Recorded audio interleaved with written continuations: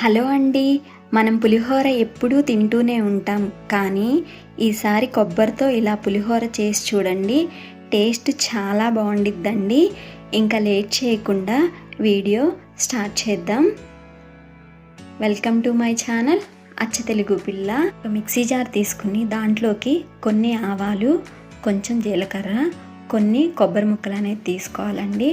దాంట్లోనే కొన్ని పచ్చిమిరపకాయలు, కొంచెం కొత్తిమీర, కొంచెం కరివేపాకు అనేది యాడ్ చేసుకుని, కొంచెం వాటర్ యాడ్ చేసుకుని పేస్ట్లా పట్టి పక్కన పెట్టుకోవాలండి.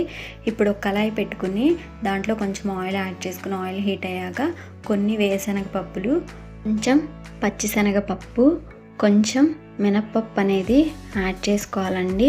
ఇప్పుడు దాంట్లోనే కొన్ని జీడిపప్పులు అనేది యాడ్ చేసుకుని ఎర్రగా ఫ్రై చేసి ఒక బౌల్లోకి తీసి పక్కన పెట్టుకోవాలండి. ఇప్పుడు అదే కళాయిలో కొంచెం పచ్చిశనగపప్పు, కొంచెం ఆవాలు, కొంచెం జీలకర్ర అనేది యాడ్ చేసుకోవాలండి. ఇప్పుడు దాంట్లోనే ఒక 2 ఎండుమిర్చి అనేది యాడ్ చేసుకోవాలండి. ఇప్పుడు దాంట్లోనే కొంచెం కరివేపాకు వేసుకుని మనం ఆల్రెడీ పేస్ట్లా పట్టి పక్కన పెట్టుకున్న కొబ్బరి పేస్ట్ అనేది దీంట్లో యాడ్ చేసుకోవాలండి. పచ్చివాసన పోయేంత వరకు ఆయిల్లో ఫ్రై చేసుకోవాలండి. ఇప్పుడు దీంట్లోనే కొంచెం పసుపు అనేది యాడ్ చేసుకోవాలండి.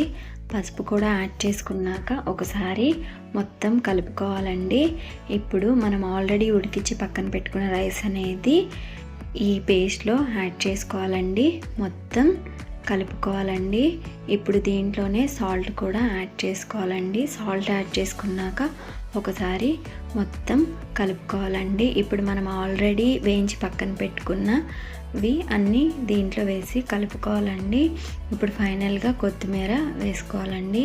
ఎంతో టేస్టీ అండ్ ఈజీ అయిన కొబ్బరి పులిహోర అనేది రెడీ అయిపోయిందండి. మీరు కూడా ట్రై చేసి ఎలా వచ్చింది ఏంటనేది నాకు కామెంట్ చేయండి.